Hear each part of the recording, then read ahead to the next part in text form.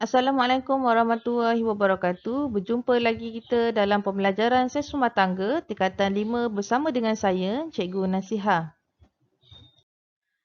Okey, hari ini kita masih lagi dalam bab 2 iaitu sanitasi dalam penyediaan dan juga penyimpanan makanan. Dan pada hari ini saya akan fokus kepada subtopik 2.3 iaitu amalan menjaga kebersihan dan keselamatan makanan. Kita sebagai manusia memerlukan makanan yang bersih dan selamat dimakan untuk meneruskan kehidupan. Okey, apa yang dikatakan dengan makanan yang bersih dan selamat dimakan adalah makanan itu bebas daripada bakteria atau racun, bahan kimia berbahaya, logam berat serta tumbuhan dan hasil laut bercekerang yang bersih daripada benda asing atau najis. Okey, apabila kita makan makanan yang tercemar, kita akan mudah mendapat penyakit. Makanan yang tercemar itu boleh disebabkan oleh pencemaran makanan. Pencemaran makanan adalah kehadiran benda asing ke dalam makanan yang menyebabkan makanan tersebut tidak selamat dimakan. Okey, selain daripada pencemaran makanan, makanan juga boleh tercemar disebabkan oleh pencemaran silang. Okey, apa dia pencemaran silang? Pencemaran silang adalah pergerakan fizikal ataupun pemindahan bakteria berbahaya daripada seseorang, objek atau tempat ke tempat. Okey, contohnya begini.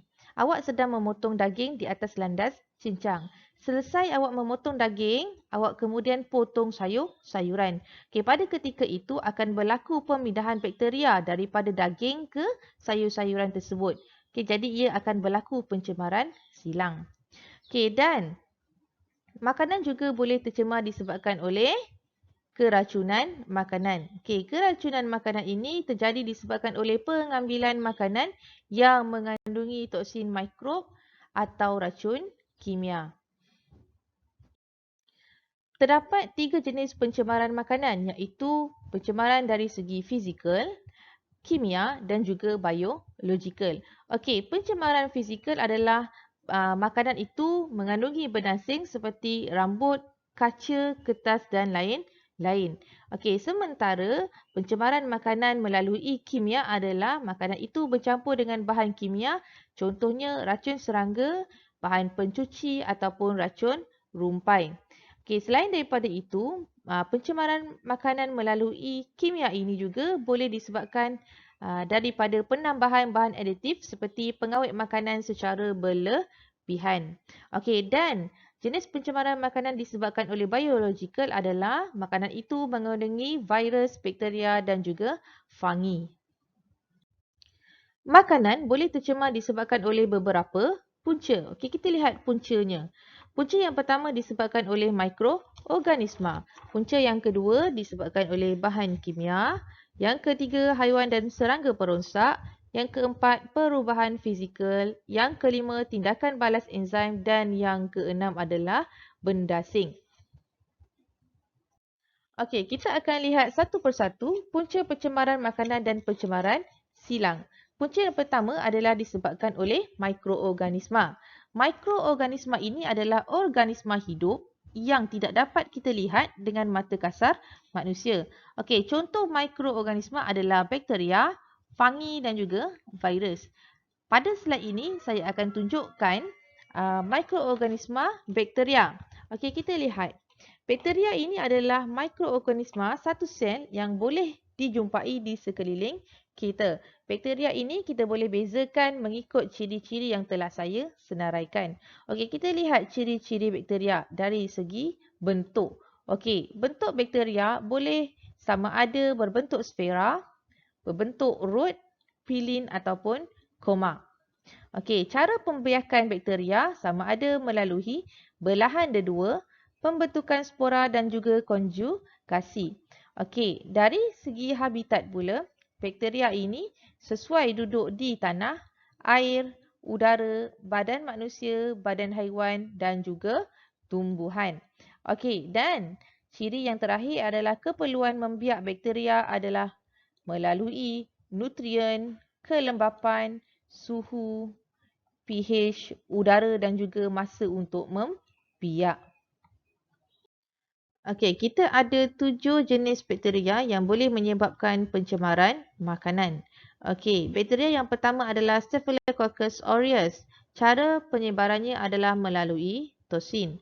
Okey, awak akan mengalami gejala seperti loya, muntah, sakit di bahagian perut, cerit-berit dan juga berpeluh. Dan masa awak akan mengalami gejala-gejala seperti ini adalah antara 1 hingga 8 jam selepas makan. Okey, dan makanan yang dicemari disebabkan oleh bakteria ini adalah daging, pulut kuning, sambal udang, nasi lemak, mihun goreng dan juga pastry berkrim.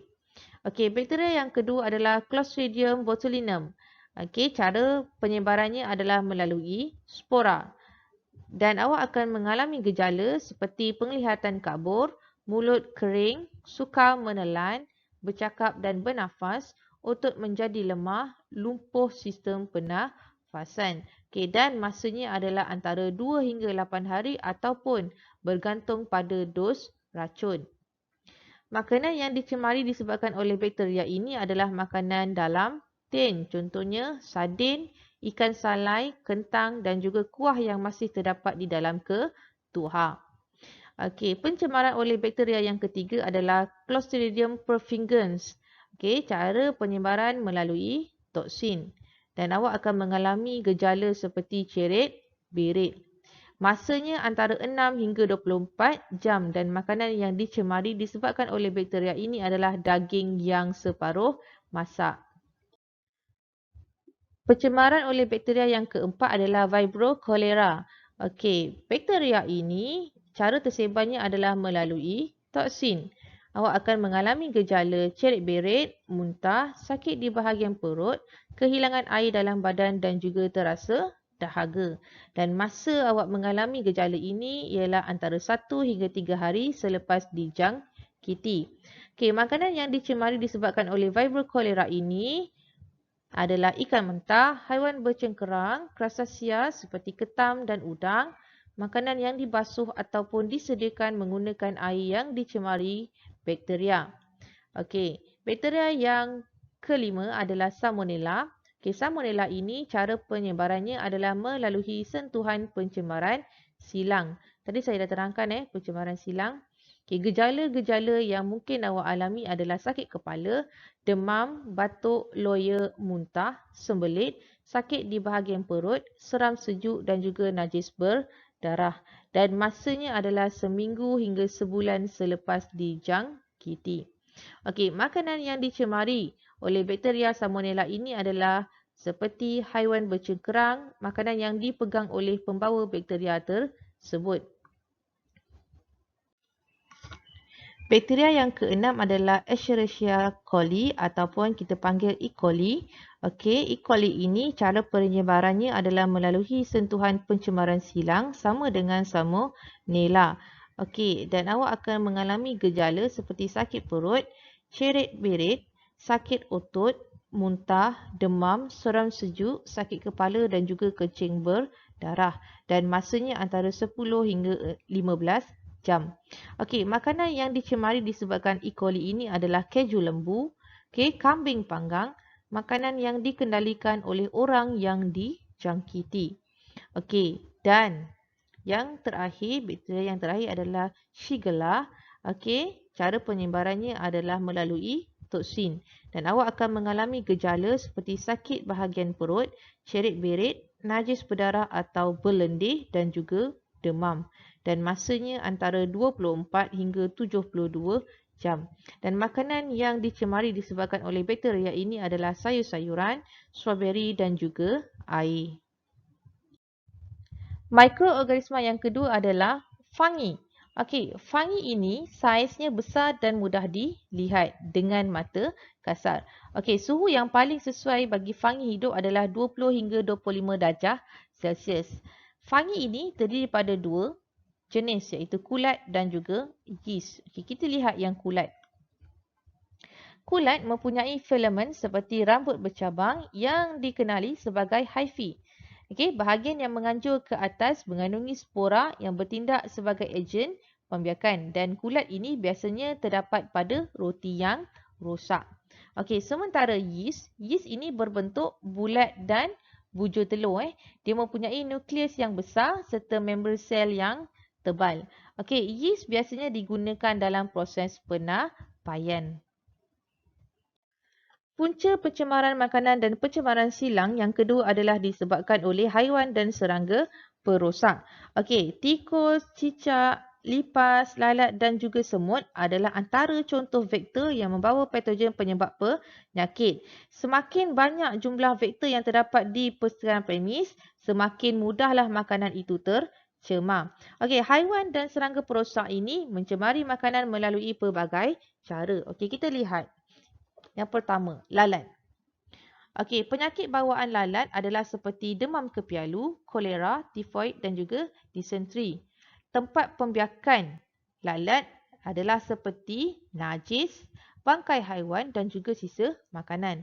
Dan cara penyebaran kuman lalat ini adalah dikeluarkan melalui air liur ataupun muntah lalat dan kuman pada kaki lalat. Okey, kalau lipas pula, penyakit bawaannya seperti keracunan makanan, ceret-beret, disentri dan juga alahan kulit. Okey, tempat pembiakan lipas adalah najis manusia, kertas dan juga kain. Okey, lipas memang sukalah kertas. Jadi awak jangan simpan kertas banyak-banyak kat rumah tu. Mana kertas yang tak pakai, buang. Okey, cara penyebaran kuman lipas adalah melalui sentuhan ketika merayap atau menggigit makanan. Okey, lipas ini membawa lebih 50 jenis kuman dan juga telur parasit. Okey, tikus.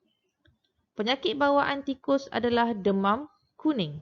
Okey, tempat pembiakan tikus ini seperti sampah sarap dan juga sisa makanan. Okay, cara penyebaran kuman tikus ini ialah dia mengeluarkan najis yang mengandungi berjuta kuman yang boleh masuk ke dalam makanan. Okay, najis yang keras akan mengering dan menjadi hancur sebelum ditebangkan ke dalam makanan sebagai habuk. Bahaya Najis dia tu kalau dah kering pun bahaya, basah pun bahaya. Pencemaran makanan melalui haiwan dan serangga perosak, kita boleh kawal dengan melakukan perkara-perkara seperti berikut. Okey, yang pertama adalah sisa makanan perlu dibuang ke dalam tong sampah yang tertutup dan dikosongkan dengan segera. Okey, tindakan ini adalah untuk mengelakkan bau busuk yang boleh membawa ataupun menarik perhatian haiwan dan serangga perosak. Okey, cara yang kedua ialah longkang tu perlulah sentiasa dalam keadaan baik bagi aliran sisa cairan. Okey, gunakan perangkap agar sisa pepejal itu tidak masuk ke dalam longkang bagi membolehkan pengaliran keluar. Dan awak kena bersihkan longkang dengan kerap.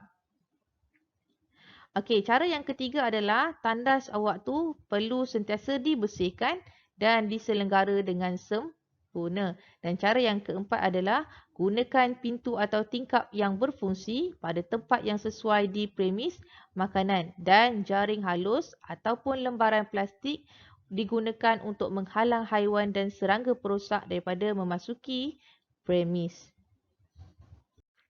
Punca pencemaran makanan dan pencemaran silang yang ketiga adalah bahan kimia. Okey, bahan kimia seperti logam, nitrit, racun perosak dan bahan aditif ini boleh menyebabkan keracunan makanan. Dan tanda keracunan makanan adalah berbeza mengikut bahan kimia. Okey, kita lihat yang pertama, keracunan logam. Okey, keracunan logam ini berlaku dalam beberapa minit apabila makanan yang beresid disimpan dalam bekas logam ataupun bersadu logam. Contohnya antimoni, ferrum, merkuri, tembaga, plumbum, timah dan juga zinc. Okay, dan awak akan mengalami tanda-tanda seperti loya, muntah, sakit perut, ceret-beret, kejang, bahagian perut, sakit kepala ataupun rasa hitam. Okey, jadinya bila awak pergi ke mall ataupun supermarket, kalau awak nak beli susu ataupun makanan yang dalam tin, pastikan tin itu tidak kemik. Okey, yang kedua, keracunan nitrit. Okey, keracunan nitrit ini berlaku apabila garam ataupun pengawet makanan digunakan secara berlebihan dalam makanan dan awak akan mengalami tanda keracunan seperti loya, muntah, bibir dan kulit menjadi biru, sakit kepala, lemah, tidak sedarkan diri dan juga darah menjadi coklat perang. Okey. Pencemaran bahan kimia yang ketiga adalah racun perosak. Okey, racun perosak ini berlaku secara tidak langsung apabila petani menggunakan racun perosak untuk mengelakkan hasil tanaman dirosakkan oleh haiwan perosak. Okey, apabila awak mengalami keracunan makanan disebabkan oleh racun perosak, awak akan menunjukkan tanda-tanda keracunan seperti loya, muntah, kejang bahagian perut, ceret-beret, sakit kepala, gementar, penglihatan awak menjadi kabur, sakit dada, bibir dan kulit menjadi biru. Okey, yang keempat disebabkan oleh bahan aditif. Okey, bahan aditif yang melebihi had yang dibenarkan boleh mencemarkan makanan. Bila? Apabila bahan kimia itu ditambah ke dalam makanan untuk memperbaiki rasa, tekstur dan juga rupa makanan. Okey, terdapat dua kumpulan bahan aditif iaitu bahan yang digunakan sebagai ejen penstabil, ejen penaik dan juga ejen bahan pewarna. Yang kedua disebabkan oleh bahan pengawet dan juga anti pengoksidaan untuk menghalang makanan daripada tindakan mikroorganisma. Okey, contoh makanan yang mengandungi bahan aditif, awak tengok kat situ. Ajinomoto, kemudian pes-pes tom yum ke, apa-apa yang segera itu mengandungi bahan aditif. Okey, ini adalah jenis bahan aditif yang boleh mencemarkan makanan. Okey, kita lihat yang pertama ini. Ini gambar buah-buahan kering. Okey, dalam buah-buahan kering terdapat sulfur dioksida. Okey, yang ni pula jeruk. Okey, dalam jeruk ada asid sorbik. Okey, yang ni minuman. Okey, dalam minuman ada asid laktik. Okey, yang bawah ni pebola ikan dan juga mi dalamnya ada asid borik. Okey, dan yang ini sup. Okey, dalam sup ada biasanya apa? MSG. Punca pencemaran makanan dan pencemaran silang yang keempat adalah disebabkan oleh perubahan fizikal. Okey, makanan dia mempunyai tempoh yang terhad sebelum menjadi rosak. Dan apabila makanan itu rosak, ia akan berubah dari segi warna, rasa, bau, rupa dan juga tekstur. Okey, jelas Kita lihat gambar yang pertama. Rupa roti ini telah berubah apabila ditumbuhi kulat. Okey, yang kedua, susu dan minuman yang sudah rosak akan menjadi ketul-ketul dan berasa masam. Okey, yang ketiga, warna daging ayam yang tercemar dia akan berubah menjadi lebam dan juga kering. Okey, lihat gambar ayam ni kat sini. Nampak tu? Dia berwarna lebam. Okey, yang keempat, tekstur kulit buah dan sayur kecut kerana hilang lembapan. Tengok apple ni, daripada dia segar menjadi kecut. Okey, dan makanan yang basi mengeluarkan bau yang kurang menyenangkan dan ditumbuhi kulat. Punca pencemaran makanan dan pencemaran silang yang kelima adalah bendasing. Okey, bendasing ni maksudnya makanan yang awak makan itu terdapat adanya kehadiran bendasing seperti kulit telur, pasir, kaca, batu, skru dan sebagainya. Okey, macam mana bendasing ini boleh ada dalam makanan awak? Okey, bendasing ini boleh ada dalam makanan awak sekiranya pengendali makanan itu tidak mengamalkan sanitasi dalam perkhidmatan penyediaan makanan. Maksudnya dia cuai ketika proses memasak, menyediakan makanan, memasak makanan, menyaji dan juga menyimpan makanan. Okey, punca yang keenam adalah tindakan enzim. Okey, enzim ini ialah molekul protein kompleks yang dihasilkan oleh sel hidup. Okey, ianya juga berfungsi sebagai pemangkin dalam pelbagai proses kimia yang terdapat dalam benda hidup. Okey, tindak balas enzim ini dia boleh mempercepatkan proses memasak sesuatu makanan. Okey, contohnya adalah buah-buahan. Buah-buahan dia akan menjadi kuning ataupun perang disebabkan oleh tindak balas enzim dan ianya juga boleh menyebabkan buah-buahan itu cepat rosak. Okey, disebabkan enzim ini dia sensitif pada suhu, makanya makanan akan lebih cepat berubah secara fizikal pada suhu yang tinggi.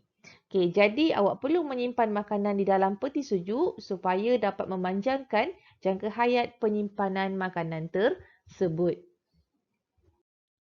Okey, suhu merupakan faktor yang paling penting dalam memastikan sesuatu makanan itu selamat untuk dimakan. Okey, di sini saya senaraikan 6 kepentingan kawalan suhu semasa proses penyediaan dan juga pengendalian makanan. Okey, kita lihat kepentingan yang pertama. Okey, ianya dapat memanjangkan tempoh kesegaran dan juga jangka hayat sesuatu makanan. Okey, yang kedua, ianya dapat membunuh mikroorganisma yang menyebabkan kerosakan pada makanan sama ada suhu terlampau tinggi ataupun terlampau rendah. Okey, dengan cara ini ianya dapat menghalang pembiakan mikroorganisma dalam makanan. Okey, kepentingan yang ketiga ialah mendapatkan perubahan organoleptik yang dikehendaki pada makanan. Okey, kepentingan yang keempat ialah mengubah organoleptik yang merangkumi bau, rasa dan rupa pada makanan. Okey, pada suhu tertentu, ketiga-tiga perubahan ini boleh berlaku.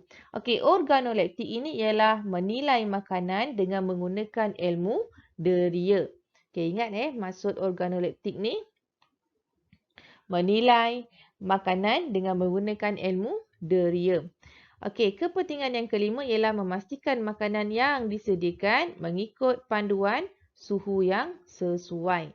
Okey, dan kepentingan yang terakhir adalah mengelakkan pencemaran oleh mikroorganisma terhadap makanan yang boleh menyebabkan keracunan makanan. Okey, dan akhir sekali adalah prosedur pengendalian makanan yang selamat. Okey, makanan yang kita hendak sediakan itu mestilah melalui proses pengendalian makanan yang selamat. Okey, proses ini merangkumi proses penyediaan, penyajian, penyimpanan dan juga pelupusan. Okey, kita lihat proses yang pertama iaitu penyediaan. Okey, makanan turut berisiko tinggi untuk tercemar. Jadinya pada proses penyediaan ini saya senaraikan 6 langkah pencegahan pencemaran makanan. Okey, kita lihat langkah yang pertama. Okey, kita perlulah mengasingkan stok bahan mentah daripada makanan yang telah dimasak. Okey, yang kedua, kita perlu menggunakan peralatan yang berlainan bagi bahan mentah dan makanan yang telah dimasak. Kalau awak guna peralatan yang sama, ianya boleh menyebabkan pencemaran silang. Okey, langkah yang ketiga ialah cuci bersih setiap peralatan yang telah awak gunakan untuk mengelakkan pencemaran silang. Okey, langkah yang keempat ialah asingkan meja kerja bagi pengendalian bahan mentah dan juga makanan yang telah dimasak. Okey, langkah yang kelima ialah awak perlu gunakan penyepit ataupun sudu yang sesuai untuk merasa atau menyaji makanan. Okey, dan langkah yang keenam adalah buah-buahan dan juga sayur-sayuran perlulah dicuci dengan air yang bersih sebelum digunakan. Okey, semasa proses penyimpanan pula, kelebihan makanan itu perlulah awak panaskan pada suhu melebihi 63 darjah Celsius selepas 2 jam ataupun disimpan terus pada julat suhu negatif darjah Celsius hingga 4 darjah Celsius dalam bekas bertutup.